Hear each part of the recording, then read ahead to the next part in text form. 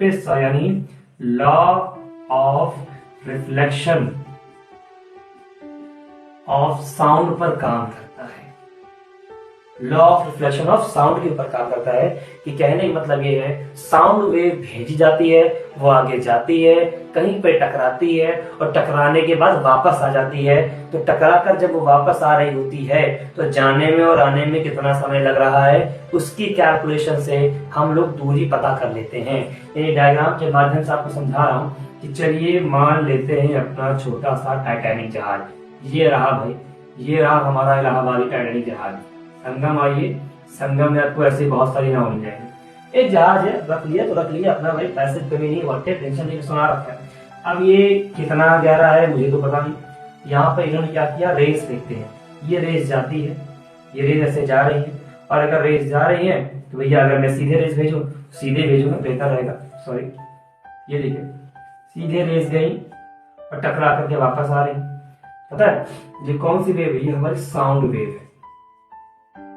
Sound wave है, जाएगी, जाकर के टकराएगी, टकरा करके वापस आएगी। तो इस कैलकुलेशन की वजह से हमें समंदर की, नदी की डेप्थ पता लग जाती है, यानी used to find depth, used to find depth in sea, यानी इसका मुख्यतः इस्तेमाल जो होता है समंदर के अंदर गहराई को नापने के लिए किया जाता है। ये भी कई प्रकार के होते हैं। अब ये बात किताबों में भी हो सकता है, क्लास 9 की बुक में ना हो, मैं आपको बता दे रहा हूँ। सोनार भी दो प्रकार के होते हैं, एक होता है एक्टिव सोनार और एक होता है पैसिव सोनार। ध्यान दीजिएगा, चीजें हैं, समझने वाली बातें हैं, ऐसा नहीं कि आप समझ सकते, मैं यहाँ बता रहा हूँ। एक होता है एक्टिव सोनार और एक तुम्हारा दोस्त हो जाता है पैसिव सोनार। ठीक है, एक्टिव सोनार और पैसिव सोनार में क्या अंतर है?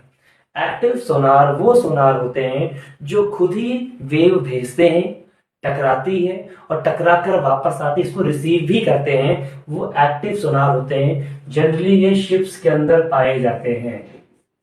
कहां मिलते हैं? शिप्स के अंदर।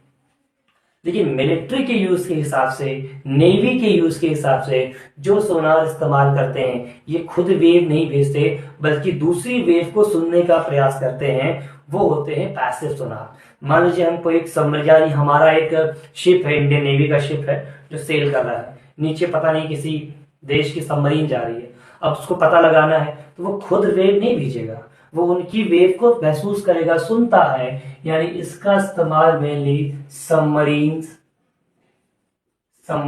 करती हैं, एंड कह सकते हो या